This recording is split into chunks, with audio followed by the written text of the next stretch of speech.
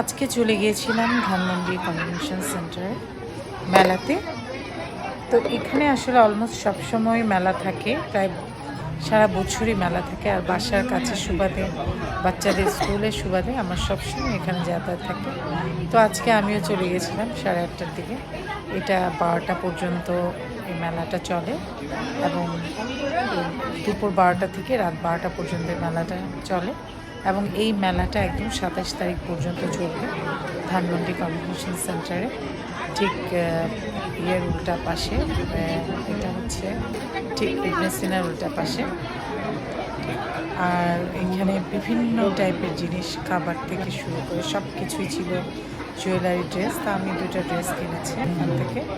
আর এখানে অনেক সুন্দর সুন্দর জুয়েলারি কালেকশন আছে, আপনারা আসতে পারেন, ঘুরে যেতে পারেন। ধানমন্ডির আশেপাশে আছে, খুবই সুন্দর সুন্দর জিনিস পাওয়া যাচ্ছে, রিজনেবল প্রাইসেও আছে অনেক কিছু।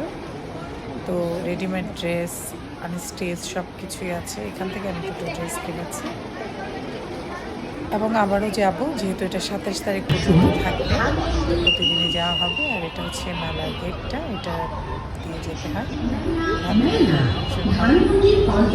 খুবই সুন্দর করে সাজিয়েছে।